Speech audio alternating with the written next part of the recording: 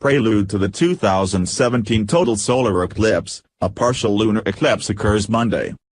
Much of the Eastern Hemisphere will be treated to a partial eclipse of the Moon Monday, August 7, a prelude to the grand spectacle that awaits North Americans exactly 2 weeks later. The lunar eclipse will be visible from parts of Europe, Africa, Asia, and Australia, and peaks 2:20 p.m. EDT, 18:20 GMT. Even if you're not in the path of the partial lunar eclipse, Monday will bring a summer full moon to the night sky. Traditionally, some Native American fishing tribes were aware that sturgeon, a large fish that inhabited the Great Lakes as well as Lake Champlain, were most readily caught around the time of the August full moon, hence it became known as the full Sturgeon Moon. A few tribes knew it as the full red moon because, as the moon rises, it appears reddish through any sultry haze. It was also called the green corn moon or the grain moon.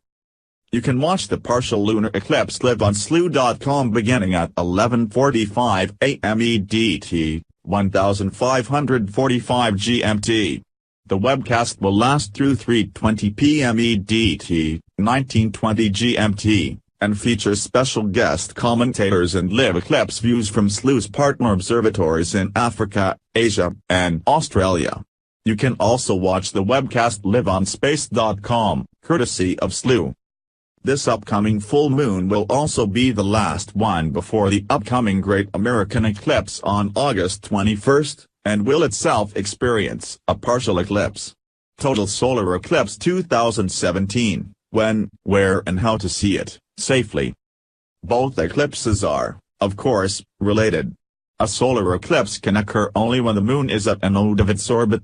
The nodes are the 2 points where the moon's path on the sky crosses the sun's apparent path through the stars, known as the ecliptic. During the solar eclipse the moon will be crossing the ecliptic from south to north. But a half-orbit earlier, at full moon, it will cross the opposite node from north to south, encountering the Earth's shadow along the way. All this is a fine example of how an eclipse season works. An eclipse season is when the sun, from our perspective here on Earth, is close enough to one of the moon's nodes to allow for an eclipse to occur. During the season, which lasts a little more than a month, whenever there is a full moon a lunar eclipse will occur, and whenever there is a new moon a solar eclipse will occur. Unfortunately, the Americas are completely shut out of seeing this upcoming lunar event, since that part of the Earth will be turned away from the moon and will be in daylight when the eclipse takes place. Depending on where you are in the United States, this eclipse takes place during the late morning to early afternoon, when the moon is below the horizon. Conversely, most of Asia, Indonesia and Australia will be facing the moon when it skims through the northern tip of the Earth's star umbra. For these locations, the eclipse will take place chiefly during the after-midnight hours of Tuesday, August 8. For Western Europe, the moon will either rise on Monday evening with the last vestige of the umbra still visible on the moon's western limb, eastern Spain, most of France, central and southern Sweden, or it will have just moved off the moon's disk completely, western Spain, Portugal, the United Kingdom and Norway. All of these locations will see the last smudge of the penumbral shadow leave the moon around 1945 UTC.